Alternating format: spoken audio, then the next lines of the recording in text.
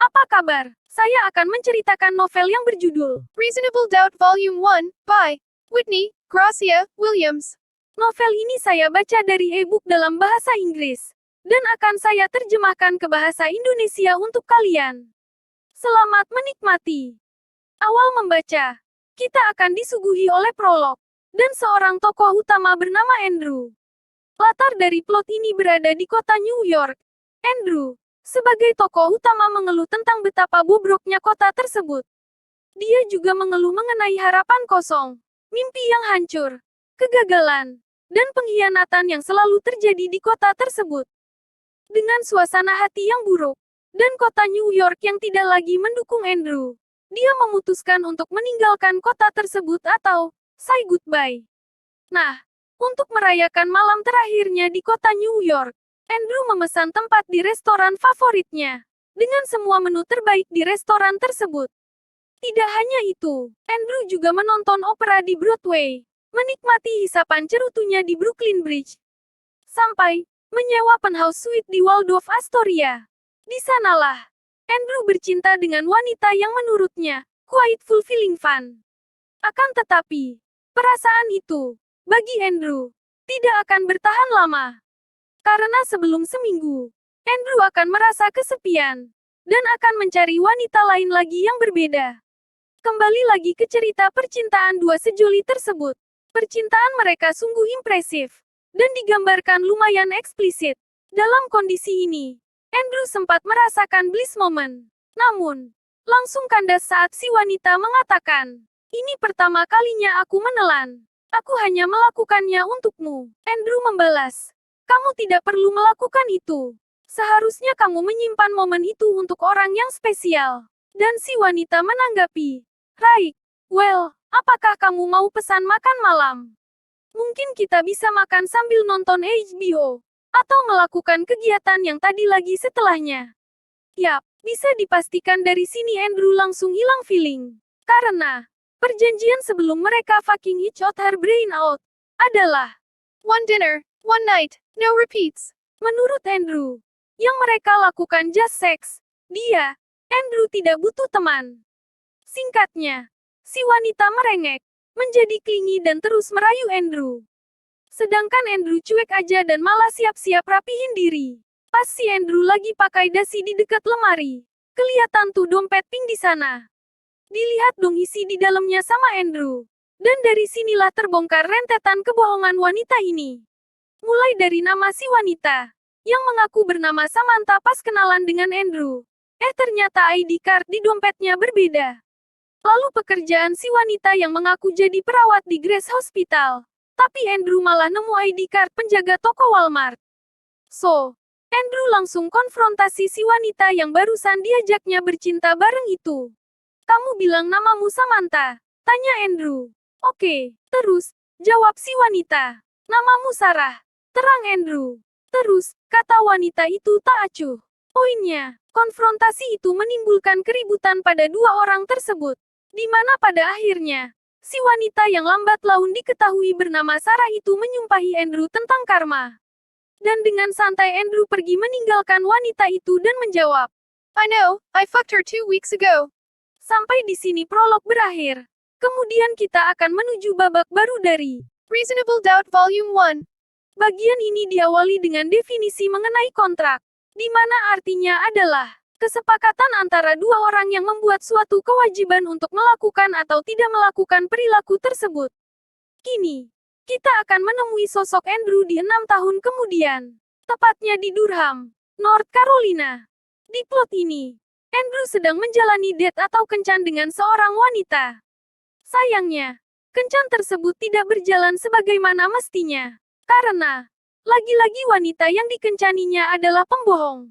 Ya, sebelum Andrew setuju untuk melakukan kencan dari sebuah situs online dating, Andrew sempat meminta proof of the truth pada wanita di depannya. Andrew meminta si wanita mengiriminya beberapa foto yang mengindikasikan bahwa wanita tersebut nyata, sesuai dengan foto profil yang dipasangnya, dan tidak berbohong.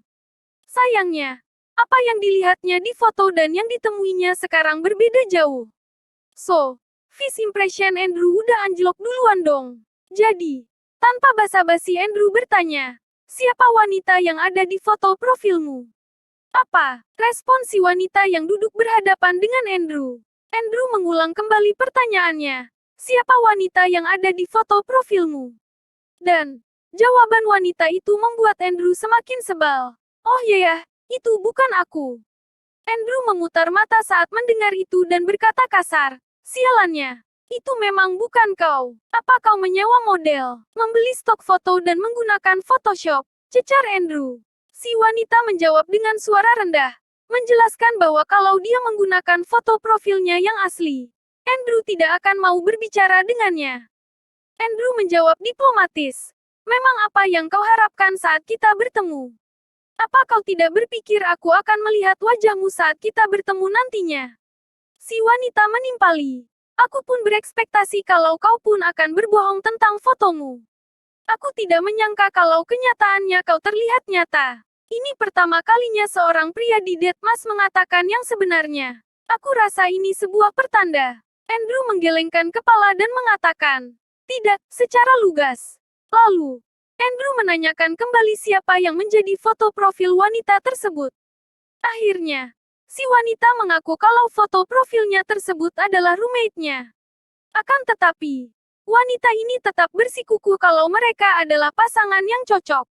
Dengan kesabarannya yang menipis, Andrew bertanya lagi, kau lulusan sekolah hukum dari mana? Dan, dengan polosnya si wanita menjawab, bukan lulusan sekolah hukum.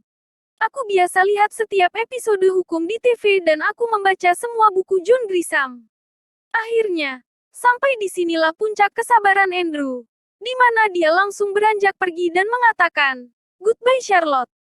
Andrew pun pulang dengan mobilnya, mampir ke toko minuman untuk membeli sebotol scotch dan pulang ke apartemen.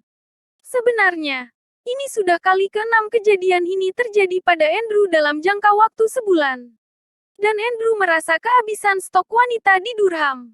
Menenggak 3 shot minuman, Andrew lalu mengecek ponselnya. Seperti biasa, dia akan mengecek email, melihat request chat dari Deadmas dan pesan dari si seksi blonde yang harusnya Andrew temui Sabtu ini.